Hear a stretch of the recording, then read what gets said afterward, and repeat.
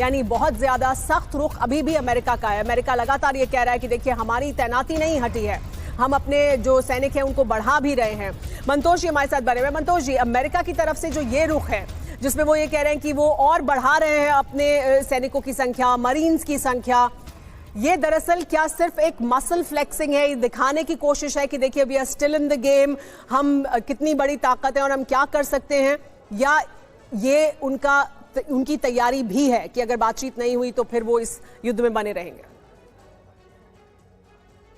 इसको ऐसे समझिए कि ये अमेरिका का नहीं, ये ट्रंप जी की पॉलिसी है, प्रेसिडेंट ट्रंप की पॉलिसी है, और ये इनके बिजनेस लाइफ से था, escalate to deescalate when he used to deal real estate property related dealings.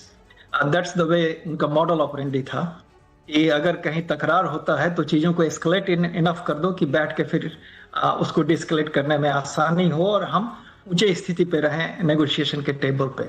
तो आप देख रही होंगी कि आज से नहीं हो रहा, 2 महीना पहले से जब ये वॉरशिप्स वहां जब पहुंच गए थे तो उस समय भी डराने धमकाने की बात हुई थी, लेकिन चीजें कहीं नहीं हुई। तो सबसे ज्यादा जो यहाँ के स्ट्रेटजिस्ट डर रहे हैं कि there will be a time, अगर इसी ढंग का तेवर रहा, कि situation will escalate beyond the control of anybody, और it is still a mighty America.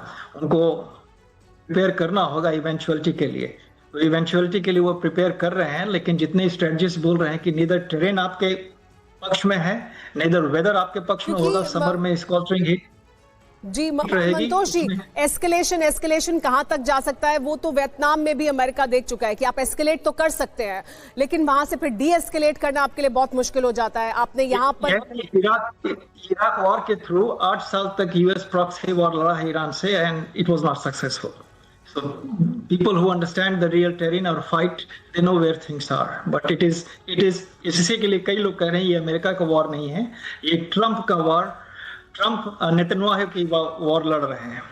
जी बिल्कुल, इस चर्चा को जारी रखेंगे, इस बड़ी कवरेज को भी जारी रखेंगे, लेकिन फिलहाल वक्त हो गया एक ब्रेक का। हमारी नजर बनी हुई है इस्लामाबाद पर, इस्लामाबाद टॉक्स पर, क्या होता है वहां और किस तरह का रुख रहने वाला है। फिलहाल रुक रहे हैं कुछ देर के लिए।